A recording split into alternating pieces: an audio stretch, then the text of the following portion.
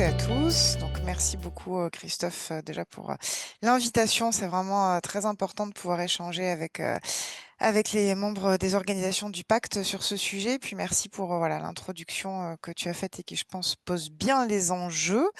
Donc, moi, je suis Fanélie Carré-Comte. Donc, je suis la secrétaire générale de la CIMAD.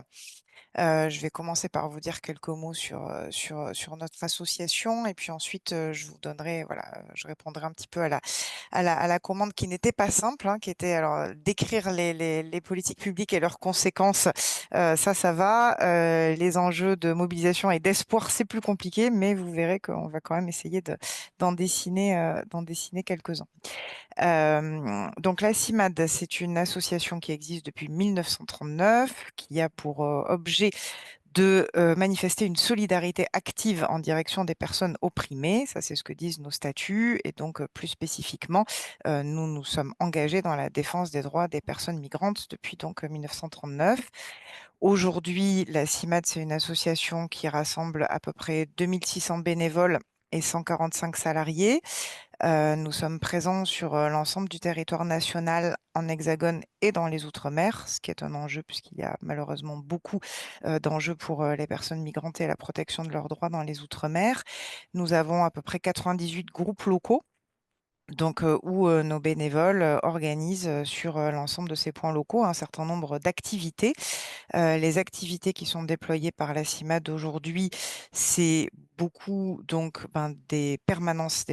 d'accès aux droits, d'accompagnement juridique qui sont donc tenues par nos bénévoles dans nos groupes locaux. C'est à peu près 110 000 personnes par an que nous accompagnons à travers ces permanences, donc sur des accompagnements au titre de séjour, aux demandes d'asile, etc. Nous déployons aussi des actions d'apprentissage du français pour les personnes migrantes, des actions que nous appelons de sensibilisation. Donc ça, c'est toute la partie déconstruction des préjugés. Ça va être des interventions en milieu scolaire, dans des centres sociaux, dans des médiathèques, dans l'espace public, pour contribuer à apporter un autre regard sur les migrations. Nous avons également un certain nombre d'actions spécifiques dans les lieux de privation de liberté, puisque nous avons des bénévoles qui interviennent en prison pour faire de l'accès aux droits des personnes étrangères retenues en prison. Et puis, nous intervenons aussi, là, dans le cadre d'un marché public avec nos salariés, dans les centres de rétention administrative. Nous aurons l'occasion d'y revenir dans la présentation que je vais vous faire après. Nous avons 2 centres d'hébergement, un centre de santé mentale et enfin, nous déployons également de nombreuses actions en manière de communication, de plaidoyer, d'actions contentieuses pour tout ce qui va aller dans le sens de promouvoir d'autres politiques en matière migratoire, des politiques que nous souhaiterions voir enfin basées sur l'accueil et la solidarité et non pas le rejet et l'exclusion. Mais voilà, ça, c'est pas encore pour tout de suite. Mais donc, tout ça pour vous dire que la CIMAD a un peu comme principe et comme philosophie de fonctionner sur ces deux jambes, c'est-à-dire à la fois l'action de terrain dans l'accompagnement au quotidien des personnes migrantes et à l'appui de cette expertise de terrain, le déploiement d'un discours politique, d'un discours de transformation sociale pour essayer de faire évoluer les politiques publiques et de dénoncer les nombreuses violations des droits qui existent aujourd'hui en direction des personnes étrangères. Donc ça, c'est pour vous voilà, situer un petit peu d'où je parle. Ce que je voudrais vous présenter maintenant, alors je ne l'ai pas fait avec un support PowerPoint, donc je vais le faire comme ça. J'espère que ça sera clair, mais normalement j'ai un plan un peu structuré. Ce que je vais essayer de vous présenter maintenant, c'est un petit peu une esquisse et un panorama des politiques publiques actuelles et en cours en matière de droits des étrangers pour vous montrer en fait que on est quand même dans un moment extrêmement difficile avec la conjonction de plusieurs dynamiques, plusieurs dispositifs, plusieurs réglementations qui, quand on les regarde toutes, montrent quand même un cumul assez vertigineux, j'ai envie de dire, des choses qui sont mises en œuvre aujourd'hui en direction des personnes migrantes. La première chose que je vais citer dans cette conjonction de ce panorama des politiques publiques et des enjeux réglementaires, c'est d'une part évidemment la loi Asile et Migration, dite loi Darmanin, qui a maintenant un peu plus d'un an, dont on commence, même si on n'a pas encore tout le recul, mais dont on commence de plus en plus sur le terrain à voir les effets. Pour rappel, hein, c'est des choses qu'on entend beaucoup dans le débat public, mais on est en France dans une situation dans laquelle il y a quand même eu une frénésie de lois en matière de droit des étrangers, hein, puisqu'on a eu plus de 20 lois en près de 40 ans, et donc la dernière étant la loi Darmanin d'il y a un peu plus d'un an. Cette loi, elle comportait un certain nombre de dispositions qui avaient comme point commun d'aller dans le sens d'une restriction globale de l'accès au séjour et du droit des personnes étrangères. Peut-être pour vous citer plusieurs de ces effets un peu emblématiques et dont on voit aujourd'hui se déployer malheureusement les conséquences sur le terrain. Il y a un élément qui est pour moi assez emblématique de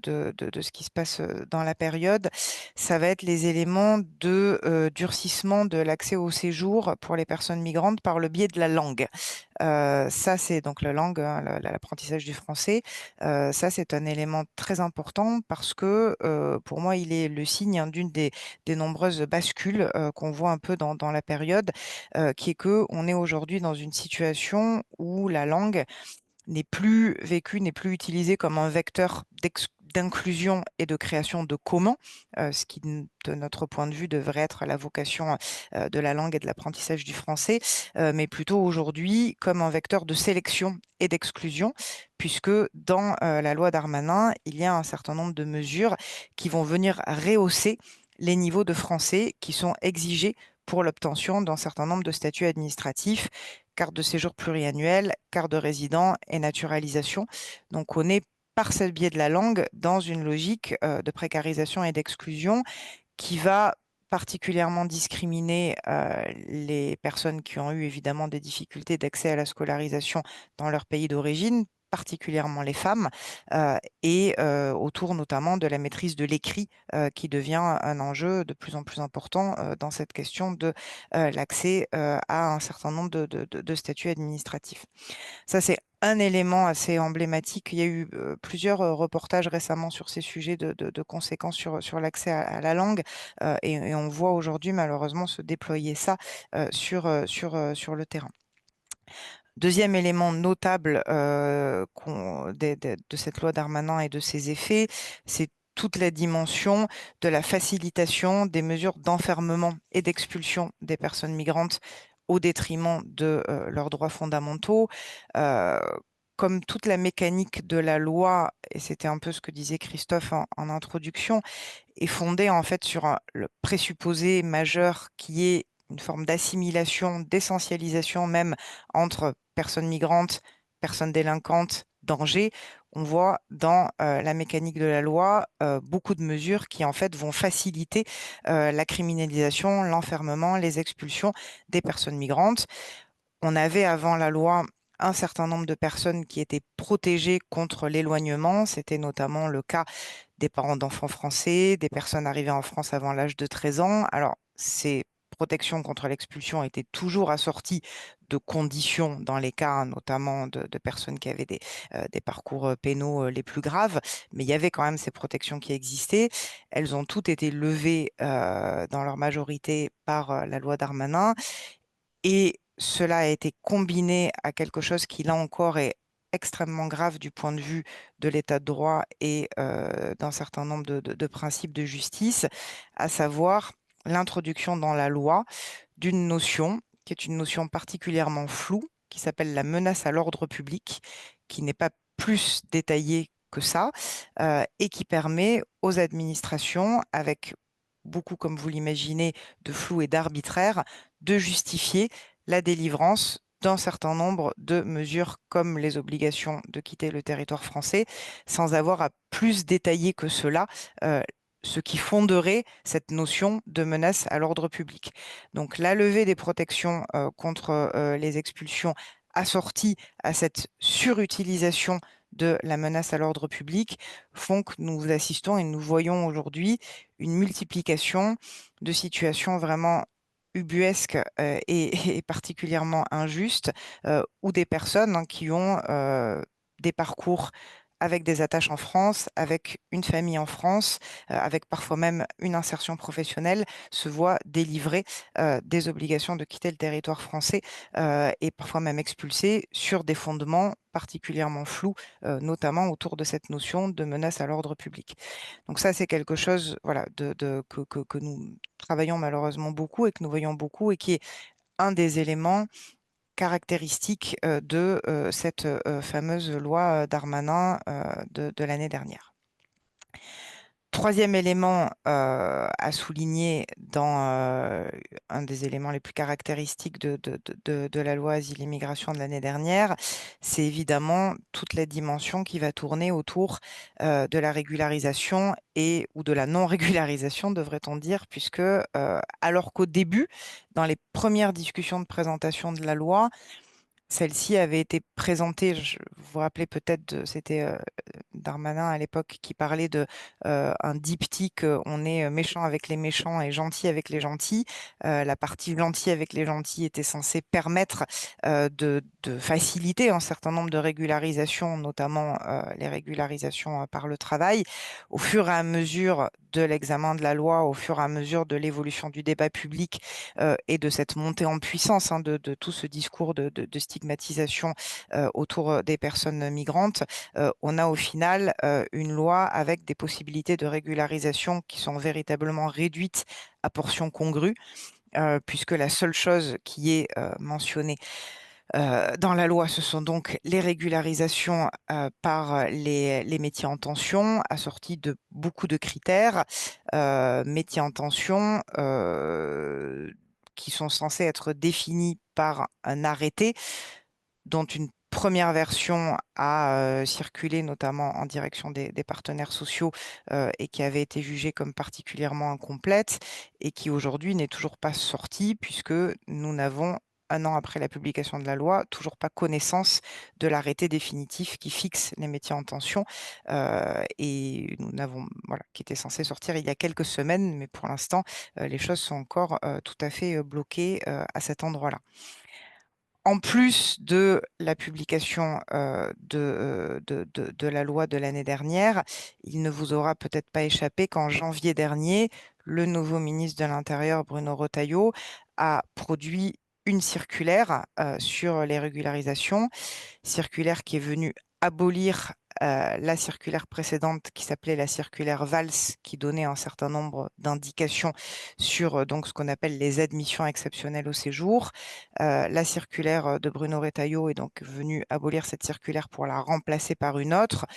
dont la philosophie générale est là encore un durcissement de la mécanique des régularisations par le biais des admissions exceptionnelles au séjour, avec donc ces fameux métiers en tension qu'on ne connaît toujours pas aujourd'hui, qui deviennent la voie quasi exclusive de régularisation par le travail, un durcissement des faisceaux. Alors, il s'agit d'une circulaire, elle n'a pas force de loi, mais elle donne quand même un certain nombre d'indications qui adressent aussi des messages aux préfectures et donc qui vont venir renforcer donc, un certain nombre de faisceaux que les préfectures sont indiquées à regarder pour ces admissions exceptionnelles au séjour. Pour ce qui concerne les situations familiales, on a augmenté à 7 ans la durée de résidence qui est conseillée et on a encore renforcé ce dont je vous parlais tout à l'heure, les conditions de maîtrise de la langue française comme autant voilà, de renforcement d'indices que les préfectures sont invitées à regarder dans une philosophie générale, comme je le disais, qui reste encore une fois une philosophie de restriction, d'exception. Et le ministre de l'Intérieur, d'ailleurs, a bien accompagné la sortie de sa circulaire d'un discours qui était quand même un discours particulièrement voilà, répressif, pourrait-on dire, sur cette question de la régularisation. Toute cette première partie que je viens de vous décrire était donc liée à la loi de l'année dernière, la loi Darmanin et à ses effets complétés par la circulaire récente du nouveau ministre de l'Intérieur sur les régularisations. À cela, je vais rajouter plusieurs autres éléments du panorama des politiques publiques que je voulais vous faire ce matin, des politiques publiques et administratives d'ailleurs, puisque mon deuxième point va concerner ce que j'appellerais, moi, la maltraitance administrative,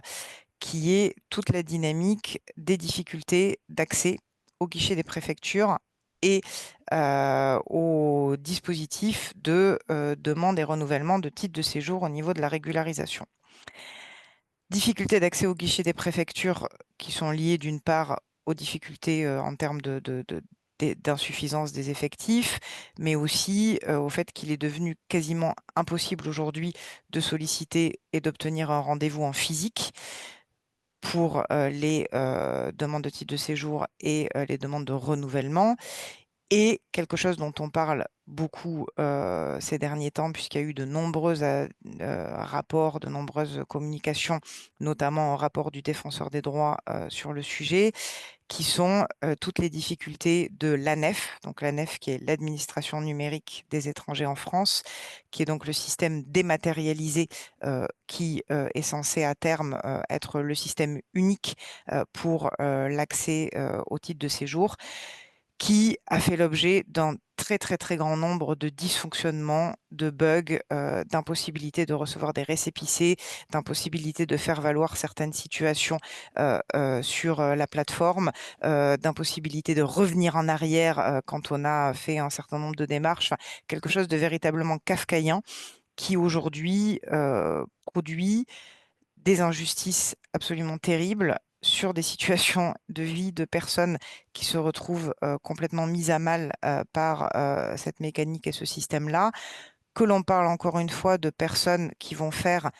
des premières demandes de titre de séjour, mais aussi de personnes qui étaient en situation régulière et qui, de par ces dysfonctionnements sur cette plateforme ANEF, vont se retrouver en incapacité de renouveler leur titre de séjour et donc avec des conséquences majeures en termes de rupture de droits, d'accès à l'emploi, d'accès aux droits sociaux, tout ce qu'on peut imaginer en termes de situation administrative, avec donc des conséquences pour les personnes, des conséquences pour leurs proches, des conséquences pour leurs employeurs, puisqu'on va se retrouver avec des entreprises, des associations qui employaient des personnes qui vont se retrouver avec des personnes du jour au lendemain privées de titres de séjour. Et donc, on a là voilà, quelque chose qui est quand même massif. Je reviendrai tout à l'heure dans les perspectives de mobilisation et d'espoir, puisqu'il y a quand même beaucoup de choses qui se font autour de cette dimension de la nef et de la dématérialisation, sans alternative aujourd'hui hein, en termes d'accès physique, mais qui donc démontre de notre point de vue l'absurdité et l'incongruité d'un système qui en réalité produit lui-même, nous à la CIMAD on appelle ça la fabrique des sans-papiers, c'est-à-dire qu'on a toute une mécanique administrative qui va elle-même, par ses insuffisances, par ses aberrations, par ses dysfonctionnements, contribuer à produire des situations où les personnes vont se retrouver en situation irrégulière alors qu'elles ne l'étaient pas à la base. Et donc on est là dans quelque chose qui vient se surajouter à toutes les dispositions de politique publique dont je vous parlais tout à l'heure. Ça, c'était le deuxième élément. Le troisième élément de description du contexte, il est un peu lié à ce que moi j'ai appelé un peu la frénésie législative actuelle, puisque nous observons depuis plusieurs semaines et mois maintenant euh, le dépôt, principalement au Sénat aujourd'hui, d'un certain nombre de propositions de loi qui visent notamment à réintroduire un certain nombre de dispositions qui avaient été censurées par le Conseil constitutionnel au moment de l'adoption de la loi Darmanin de l'année dernière, ou qui vont ramener des restrictions de droits supplémentaires pour les personnes migrantes. C'est assez vertigineux, là encore, de regarder un peu cette frénésie d'inflation législative où on voit qu'on est encore et toujours dans le toujours plus en termes de production de législation restrictive des droits des personnes migrantes. On a eu donc qui a été adopté au Sénat une proposition de loi qui vient restreindre les conditions d'accès à un certain nombre de prestations sociales pour les personnes étrangères en situation régulière, puisque donc la proposition de loi vient demander une condition de résidence d'au moins 2 ans pour que les personnes étrangères puissent bénéficier d'un certain nombre de prestations comme l'accès à des prestations familiales, aux APL, à l'allocation personnalisée à l'autonomie. Donc, on est là dans quelque chose qui est selon nous une forme de préférence nationale qui revient dans un texte législatif, puisque donc on a une discrimination entre des personnes en fonction de leur nationalité, alors que les personnes étrangères dans cette situation-là cotisent, contribuent au financement de la protection sociale, à tout ce que vous voulez. On a donc cette condition de résidence qui vient se mettre contre les personnes étrangères. Et donc, on est là dans, je crois, quelque chose de, oui, très grave en termes de rupture dans les principes républicains. Ça avait été censuré par le Conseil constitutionnel. Ça revient par cette tentative de le réintroduire au Sénat. Ça, c'est une des propositions de loi qui sont actuellement débattues. Vous avez également tous les textes qui vont concerner Mayotte, avec la restriction du droit du sol, donc puisque on a là encore une proposition de loi qui a été adoptée et qui vise à restreindre, alors que l'accès au droit du sol était déjà très restreint à Mayotte, une restriction supplémentaire de ce droit du sol qui, comme on le répète régulièrement, est quand même un pilier majeur de notre droit depuis le XVIe siècle. Et on sait bien, puisque ça a été accompagné dans un certain nombre de discours, que ce qui est prévu là pour Mayotte pourrait être étendu à d'autres endroits du territoire, puisque ça a été déjà exprimé par un certain nombre de responsables politiques. On a également une proposition de loi actuellement débattue qui vise à allonger la durée de rétention administrative pour les personnes dans les centres de rétention administrative, pour allonger cette durée à 210 jours pour un certain nombre de situations qui concerneraient en réalité beaucoup de personnes étrangères qui se seraient vues délivrer des obligations de quitter le territoire français. Il y a de nombreuses études qui démontrent que l'allongement de la durée de rétention n'a aucune conséquence sur la facilitation des expulsions, puisque la majorité des expulsions, quand elles se produisent au début de la rétention administrative. Donc, on va se retrouver avec des allongements de durée de privation de liberté qui n'auront comme d'autres conséquences que de maltraiter les personnes qui sont enfermées dans ces lieux de privation de liberté. Et puis, on n'est toujours pas sorti du débat sur la réforme de l'aide médicale d'État qui fait toujours partie des intentions du gouvernement, puisque la question de l'aide médicale d'État continue d'être agitée comme un chiffon rouge et comme un dispositif qui serait considéré comme beaucoup trop permissif par rapport à une réalité qui a été maintes fois démontrée par de nombreuses études et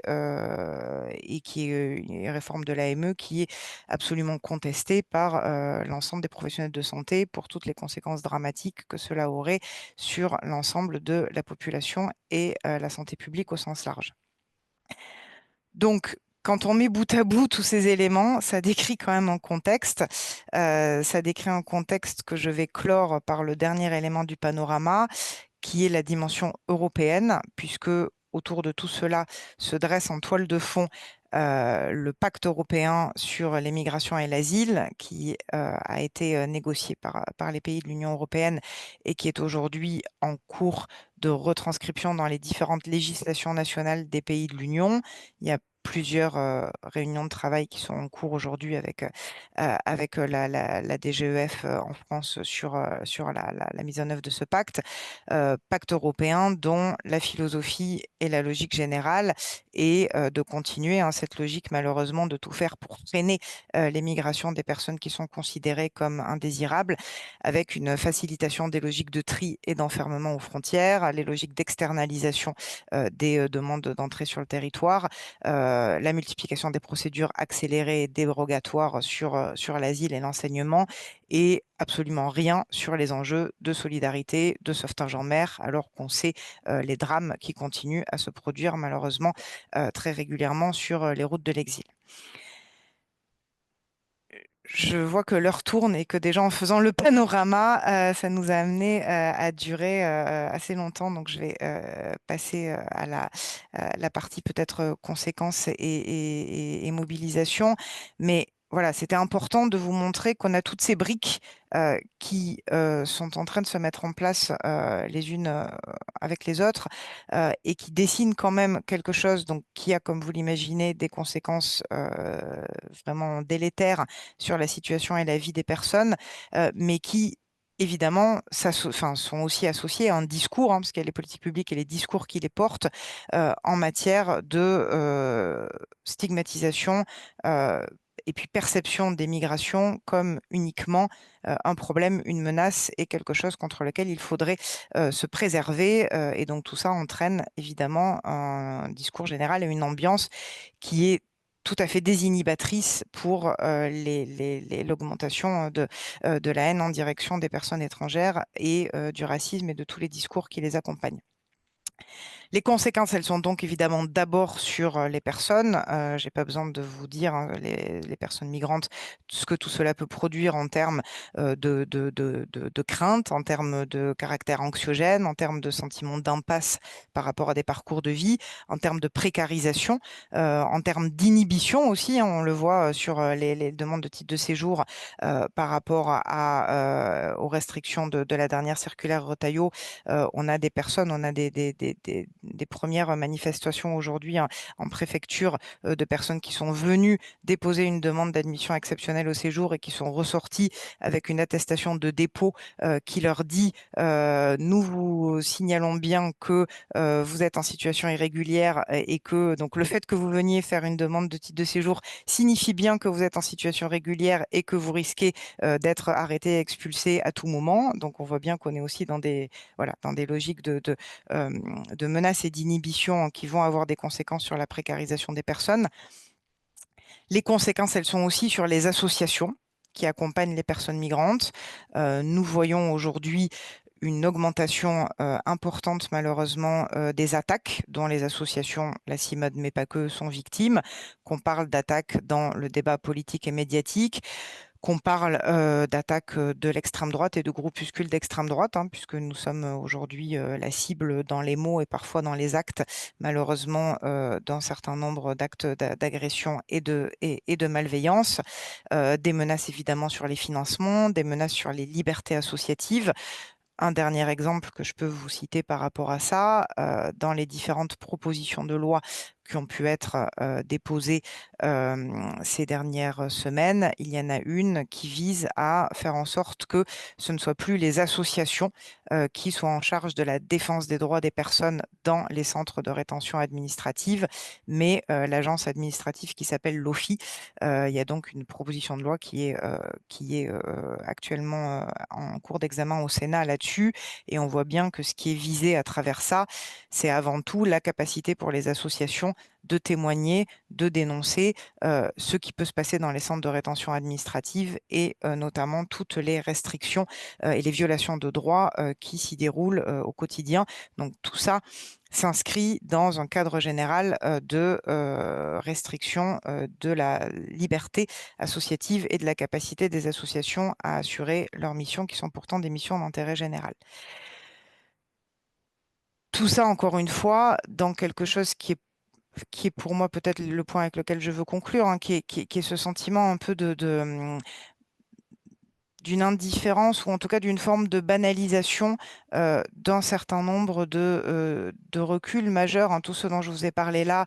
sur les restrictions sur le droit du sol, les restrictions d'accès aux prestations sociales sur des questions de nationalité, donc cette discrimination majeure qui pourrait être inscrite dans la loi.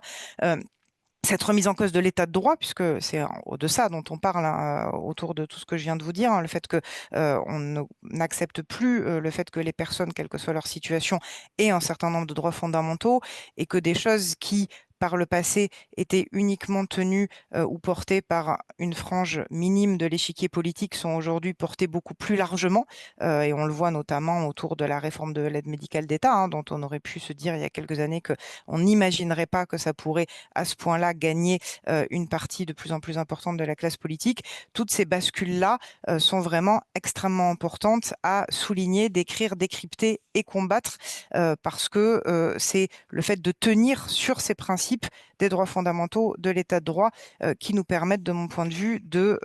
continuer à faire société et de garder cette véritable défense des principes républicains d'égalité et de solidarité et de fraternité qu'il nous appartient collectivement de pouvoir continuer à défendre contre vents et marées dans le moment que nous vivons où cela est quand même particulièrement menacé. Par rapport à ça, est-ce qu'il y a des espoirs? Oui, il y en a. Il y en a sur ce que je viens de dire, le fait qu'il y a toujours des gens qui se mobilisent pour tenir ces principes, ces convictions et ne pas se laisser emporter par ces vents mauvais qui soufflent sur notre état de droit et notre démocratie dans la période. Il y a aussi des espoirs parce que de cette situation génère aussi un certain nombre de mobilisations collectives, de mobilisations inédites. On le voit sur certains territoires. Il y a des exemples qu'on pourrait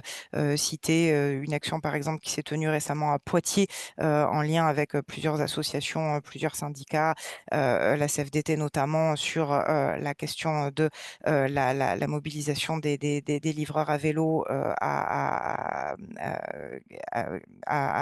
dans le Poitou-Charentes. Je vous parlais tout à l'heure de la question de l'ANEF, donc l'administration numérique des étrangers en France.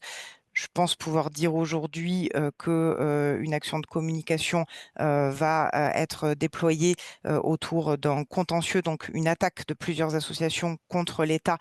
autour de cette question des insuffisances et des carences de l'État en matière d'accès aux droits des étrangers à travers cette administration numérique. Donc, on voit bien qu'il y a plusieurs actions de mobilisation qui se déploient et que la période extrêmement difficile que nous développons et que nous vivons est aussi une période qui permet de susciter des mobilisations. Et puis enfin, je pense que ce qui est le plus porteur d'espoir dans la période, c'est toute la dynamique d'alliance et de partenariat. Et je pense que le webinaire que nous avons ce matin en est aussi un parfait exemple. Moi, je trouve que depuis plusieurs mois, nous avons une vraie capacité au niveau de la société civile à travailler de plus en plus ensemble, y compris dans des secteurs d'activité qui ne se connaissaient pas forcément, qui n'avaient pas nécessairement d'habitude de travail en commun. Et donc, je trouve que voilà, que ce soit les solidarités par rapport aux attaques, que ce soit l'envie de défendre ensemble un certain nombre de convictions et de valeurs dans une période où, encore une fois, c'est particulièrement prégnant, eh bien, ces dynamiques d'alliance au niveau de la société civile, elles sont, je crois, particulièrement vives au niveau national et sur les territoires. Et je crois que c'est vraiment quelque chose qu'il nous faut poursuivre et qui est probablement un des principaux facteurs d'espoir dans la période. Merci beaucoup pour cette présentation très complète. Il nous reste une dizaine de minutes pour les questions-réponses. Donc, pour mémoire, vous pouvez les poser par écrit dans la question-réponse. Vous avez commencé à le faire. Je vais essayer de condenser. Il y a une question sur les employeurs. Alors, la question, elle est posée de telle sorte qu'il y aurait des employeurs qui, par solidarité envers les sans-papiers, les embaucheraient. Et du coup, la question est, est-ce qu'ils peuvent être poursuivis pour ces raisons-là? Je vais élargir cette question-là sur cette question justement des employeurs et leur rôle, notamment sur la question de la régulation des sans-papiers. Enfin, parce que là, tu as des choses à nous dire sur, voilà, sur le rôle et et le positionnement, on va dire, des employeurs ou des représentants d'employeurs. Est-ce que c'est que des esclavagistes? Est-ce qu'il y en a qui, du coup, ont des actions, voilà, comment ça se passe? Alors, ça se passe de manière hétérogène. Il y a évidemment plusieurs situations. bon, la loi a renforcé, il faut le savoir, hein, la loi Darmanin a renforcé un certain nombre de sanctions par rapport aux employeurs qui embauchent des personnes en situation irrégulière. Donc ça, c'est déjà le panorama général dans lequel on s'inscrit sur la dimension législative. Après, il y a plusieurs situations. Il y a malheureusement, on l'a vu ces derniers temps, une augmentation des situations, en tout cas une mise en visibilité encore plus importante de situations de maltraitance, d'exploitation d'employeurs peu scrupuleux. Il y a eu plusieurs cas territoriaux récemment où voilà, des enquêtes sont en cours hein, sur des situations d'exploitation de main-d'œuvre par un certain nombre d'employeurs. Donc ça, ce sont malheureusement des choses qui existent, on le sait, et dans la période actuelle, ça ne va pas nécessairement en s'arrangeant. Après, il n'y a pas que ça, et il y a aussi, et ça fait aussi partie des stratégies, je pense, que nous essayons de déployer pour faire changer les choses, évidemment un certain nombre d'employeurs qui voilà, se sont mobilisés pour essayer d'accompagner un certain nombre de personnes qu'ils accompagnaient dans des situations de régularisation. Donc ce sont aussi des choses qui existent globalement quand même, de mon point de vue, et c'est la position enfin, de ce que je vois moi de mon point de vue à la CIMAD, je trouve quand même que dans les mobilisations et dans le discours public, on n'entend pas suffisamment la voix des employeurs et de leurs représentants pour ce discours un peu proactif qu'on aimerait les voir davantage tenir sur ces questions de régularisation et notamment régularisation par le travail. Voilà, je trouve qu'il y a quand même une absence de parole publique et d'engagement indépendamment de certaines personnes individuelles. Globalement, je n'ai pas vraiment le sentiment que les employeurs soient mobilisés à la hauteur, y compris même de leurs intérêts économiques sur cette question de la régularisation. Merci. Je vais faire deux questions en même temps parce que le temps passe hyper vite. Très bonne question sur les moyens en fait qui sont donnés pour justement l'apprentissage de français. Tu as dit effectivement qu'il y avait euh, que la question de la langue devenait davantage un motif d'exclusion que d'inclusion dans les politiques publiques et les moyens qui sont donnés, notamment dans les régions qui sont très inégaux. Du coup, ces moyens, quels sont-ils? Est-ce que du coup ça repose trop sur des bénévoles, des organisations, des associations, enfin, etc. C'est un petit point là-dessus. Et sur la question de l'entrée et de l'accès au séjour en France, il y a une question sur les métiers en tension, parce que la liste des métiers en tension, elle va servir à régulariser les travailleurs sans papier, enfin, dans les... Dans... Non, en fait, mais enfin bref, ça aurait pu être une idée voilà, de la loi, mais elle est aussi faite pour l'immigration économique, donc pour faire venir des Français de l'étranger. Est-ce que cette liste de métiers en tension, d'après toi, va faciliter l'accès au séjour de travailleurs étrangers, donc qui ne sont pas encore en France, mais pour les faire venir en France? Alors, sur la première question, il faut savoir sur l'apprentissage du français, il existe des dispositifs publics financés par l'État et de cours de français qui sont délivrés notamment par l'OFII,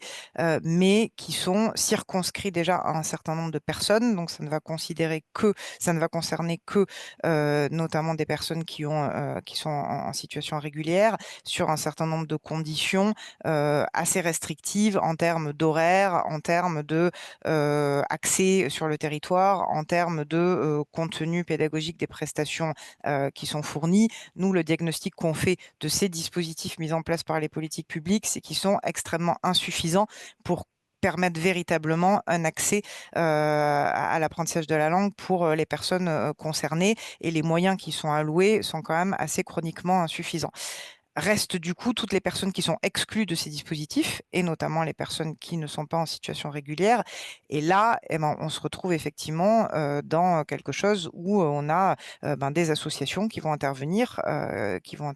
comme on le fait nous, la CIMAD, mais on n'est pas les seuls à le faire, mais avec là encore des vraies difficultés évidemment de financement, de soutien, de pouvoir permettre à toutes les personnes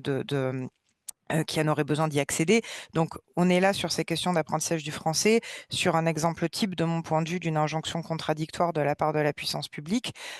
qui va, d'un côté, dire il faut absolument apprendre le français pour vous intégrer, et de l'autre, ne pas du tout mettre en place les dispositifs à hauteur des moyens pour permettre cet apprentissage de la langue. Donc, très clairement, là-dessus, on n'est pas du tout à la hauteur des enjeux. Sur la question sur les métiers en tension, bah, bon, d'une part, elle est difficile hein, à répondre parce que, encore une fois, la fameuse liste, on ne l'a pas, y compris dans la première version qui était parue et qui avait été discutée. Il y avait quand même un certain nombre de métiers, je crois, enfin, tu dois le savoir aussi, Christophe, mais il me semble que notamment l'hôtellerie n'était pas dans la liste, dans la première liste des métiers en tension. Donc, on ne sait pas ce qu'elle va donner une fois qu'on aura la liste définitive. Sur la question de savoir est-ce que ça va permettre de faire venir, enfin, d'être incitatif, en tout cas de permettre à des personnes qui ne seraient pas en France de venir, euh, peut-être sur certains secteurs, mais là encore, les intentions gouvernementales, de mon point de vue, sont encore un petit peu floues. Et puis, on est quand même globalement dans un discours qui est quand même plutôt vraiment celui de la fermeture et celui de dire que ben non, il n'y a pas vraiment cette volonté affichée de pouvoir avoir une politique volontariste, y compris en faisant venir des personnes. Je veux quand même dire aussi à cet endroit-là que nous, on considère à la CIMAD que il faut manier un petit peu tout ce débat-là avec précaution parce que à la fois, il est très clair qu'il y a des enjeux économiques autour de la question migratoire et que ça semble enfin, contre-productif pour notre société de se priver aujourd'hui de toutes ces enjeux autour de l'immigration économique. Et il faut quand même en parallèle faire attention à cette question de l'instrumentalisation économique des personnes, parce que on a vu aussi ce que ça pouvait donner dans le passé, de promouvoir les migrations à certains moments quand on a un certain nombre de besoins économiques, mais de ne plus les promouvoir le jour où les besoins ont été satisfaits, ce qui est quand même une manière de considérer les personnes, voilà, qui pose quand même deux ou trois questions autour de la façon dont on respecte les droits et tous ces enjeux autour des questions migratoires. Donc, je me permets de faire quand même voilà, ce petit point de vigilance autour de la question de l'immigration économique. Ouais, d'une vision très utilitariste de la question. Il y a beaucoup de questions, mais il est 9h30, du coup, on va être obligé de conclure. J'ai juste un mot sur la question de l'apprentissage du français. Il y a le Secours 4, le Secours catholique, pardon, qui a produit pas mal de choses là-dessus que vous pouvez retrouver vraisemblablement sur le site, enfin, qui bosse, qui est dans les organisations du pacte. Je réponds très rapidement sur les métiers en tension. Oui, c'est une liste déclinée par région. Ce sera un arrêté, ce sera un seul arrêté, mais qui sera avec des listes qui sont effectivement déclinées par région, si un jour cette liste effectivement sort. Et pour l'instant, il n'y a pas d'application, parce que c'est dans les questions aussi de la circulaire Retailleau, enfin au sens propre, puisque pour le coup, sur la question des métiers en tension, il n'y a pas de liste et que la circulaire Retailleau abroge, pardon, la circulaire Valls. Donc, pour l'instant, c'est difficile d'avoir du recul sur la question de l'application de ces nouvelles règles. On est un peu là pour l'instant, il y a, pas dire de bêtises, mais quasiment plus de régularisation de travailleurs sans papier en France dans les préfectures, puisque ce n'est Tout est ni bloqué. l'un ni l'autre. Donc, ouais. Écoute, merci infiniment Tanili, pour cette présentation hyper complète. C'est toujours un peu frustrant à la fin, mais on tient vraiment à respecter ces horaires-là. Il y a encore quelques questions, on essaiera peut-être d'y répondre par mail. N'hésitez Ouais, pas sinon à nous les envoyer. Et puis, bah, il y a pas mal d'infos. Pour le coup, le site de la CIMAD est assez complet. Voilà, il y a pas mal d'éléments d'information, mais aussi sur d'autres organisations, membres du pacte. Si vous allez vous promener sur le Forum Réfugiés, France Terre d'Asile, etc., vous avez sur les questions, parce qu'il y avait des questions notamment sur le statut des réfugiés, le français, la demande d'asile, en fait, vous aurez aussi des réponses par le biais de ces sites qui sont pas mal instruits. Encore, merci Fanelli. Il y a pas, si je dis pas de bêtises, il y a pas, non, il y a pas de prochain webinaire pour l'instant de programmer, donc on va vous le dire très vite puisqu'on en a à peu près toutes les 2, 3 semaines. Voilà, on va dire le sujet du prochain. Je ne sais pas si tu as un mot de conclusion à donner, Fanelli. Je te laisse la parole. Non, c'est bon. bah non, simplement merci, voilà, parce que je pense que c'était vraiment important de pouvoir partager tout ça avec vous. Et donc à bientôt pour poursuivre ces échanges et ces mobilisations. Merci à toi et très bonne journée à toutes et tous.